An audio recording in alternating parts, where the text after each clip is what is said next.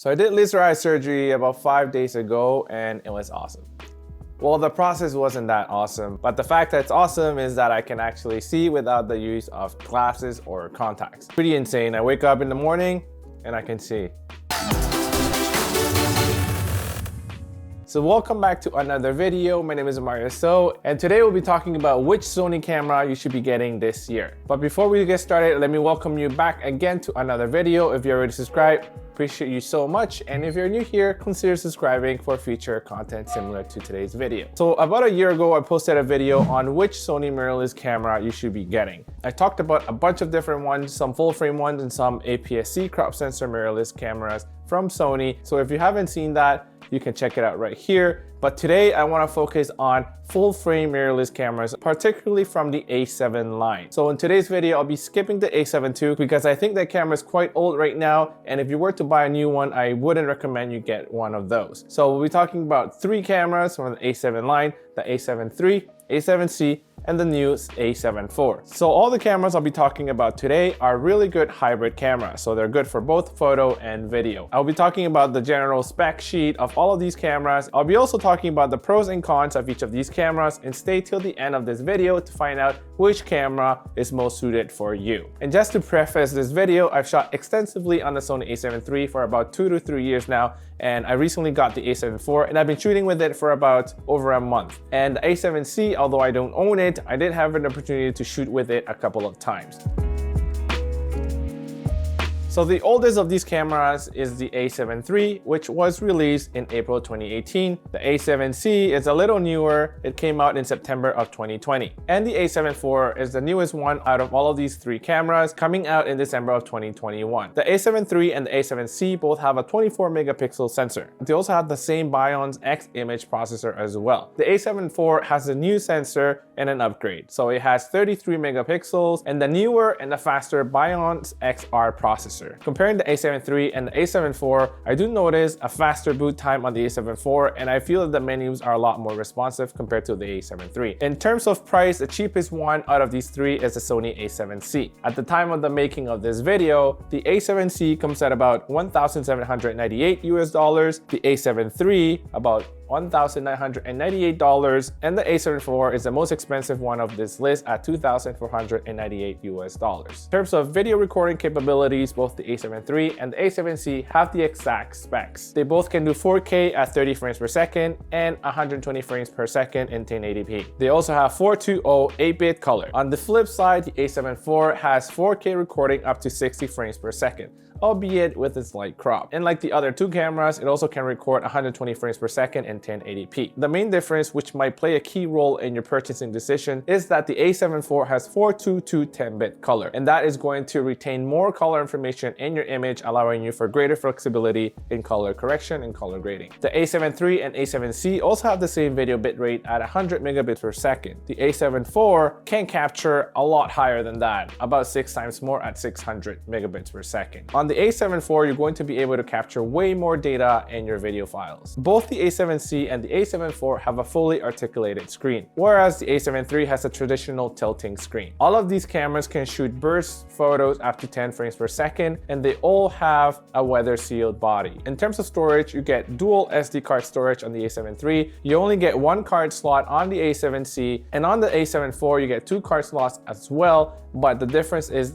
that one of those slots can also take CF Express Type A cards. The a7 IV and the a7C have gyroscopic stabilization, and this allows you to record stabilization information in camera so that you can bring it later into Catalyst Browse to stabilize your footage. The a7 III has a recording limit of 30 minutes, whereas the a7 IV and the a7C do not have a video recording limit. Out of all of these 3 cameras, the a7 IV is the bigger camera. It has a bigger grip, it weighs a lot more compared to the a7 III, and the a7C is the lightest out of the 3. In terms of autofocus, both the a7C and the a7 IV have eye autofocus and face autofocus in both photo and video mode, whereas the a7 III does not have eye autofocus in video mode, only in photo mode. And you also get more focus points on the a7 IV compared to the a7 III or a7C. One good commonality among all of these cameras is that they all take the same NPF set Sony battery. One thing to note though is that the battery drains a lot faster on the a7 IV.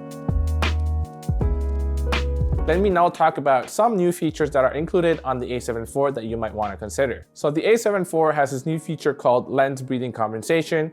It also has an anti-dust shutter mechanism where it closes the shutter to protect your sensor. It also has a full-size HDMI port, a focus map, variable shutter, and creative looks and a soft skin effect. If any of these features are important to you, you might want to consider the a7 IV. And if you have no idea what I'm talking about, I have a bunch of videos on the Sony a7 IV that you can check out on this playlist so that you can get familiar with some of the new features and settings on this camera. Let's now talk about the pros and cons of these three cameras, starting with the a7 III. Since the a7 III has been out for a while, you might be able to find it on the used market, or you might be able to get it on sale because it's an older camera. It has a dual SD card slot, which allow for simultaneous recording if you wanted peace of mind. The video footage is easy to work with and easy to edit. I think the a7 III is a good balance of being compact and having enough physical buttons on the camera for custom settings. In terms of some of the cons of this camera, it does not have a flip out screen. It is a little bit dated since it's about almost 4 years old now. It does not have eye autofocus in video mode, and it has a 30-minute recording limit. Now let's talk about some of the pros and cons of the a7C. The a7C is a newer camera compared to the a7 III. It's only about 2 years old. It is the cheapest out of them all. So if you wanted to get into full frame mirrorless Sony camera, this is the cheapest one that you can get. It also has good autofocus, eye autofocus for both photo and video mode. It's also really compact and small, and it comes in two colors. In terms of the cons, the a7C only has one single card slot. It has a very small body, which for me, I didn't like too much because I want the ability to have enough physical buttons to customize my camera. It also does not look as pro as the other cameras because it's a little smaller,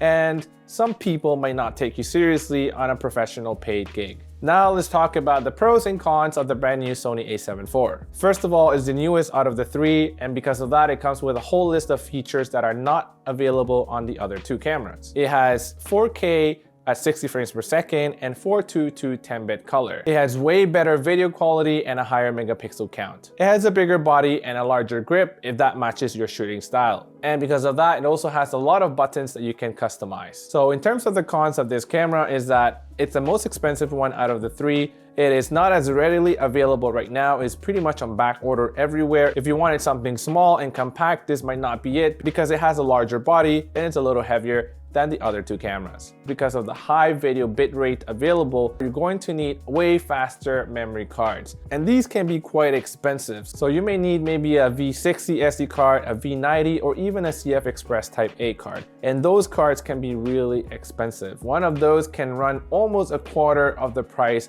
of your Sony a7C body, which is pretty insane. On the a7 III and the a7C, you can pretty much get by with a V30 card, which are really cheap compared to these other cards. And because the footage that's recorded on this camera has a higher bit rate, you're going to need a lot more storage, and you're going to need a more capable computer if you're doing video. So if I wanted to upgrade from an APS-C camera, for example, I wanted to get my first full frame camera and did not have the budget to get an a7 IV, I would definitely look at the a7 III and the a7C. I do both photo and video for myself, so if you are like me and you're a hybrid shooter, either of these two cameras are going to be great. If you're able to find a used deal for the a7 III, that would be my first priority. In my opinion, the 30-minute recording limit on the Sony a7 III did not bother me too much. If I were to pick one of these two, I would definitely get the a7 III again. I really like the bigger body, the availability of more physical buttons on the camera, and the dual SD card slots. Although it doesn't have eye autofocus and video mode, I found the face autofocus in video mode was very, very good already. So I never found a lack in that sense, and autofocus worked perfectly for me in a lot of run and gun scenarios and event shooting. I would get the a7C though if my budget was a little lower and if I wanted to use this camera mostly as a travel full frame camera. If you wanted to save a few $100s, the a7C is definitely a very good option as well. If you plan to travel a lot and size is an issue for you,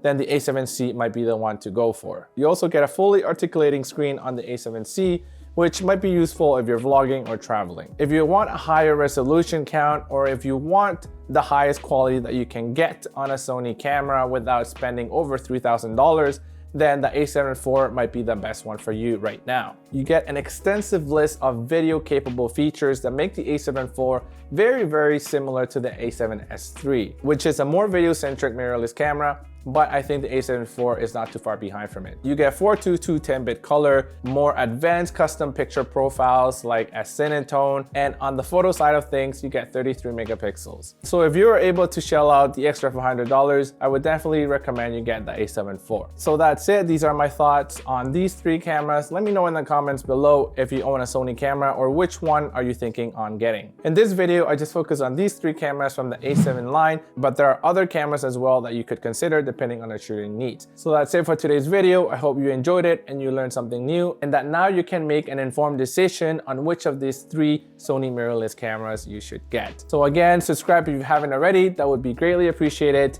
and I'll see you in the next one.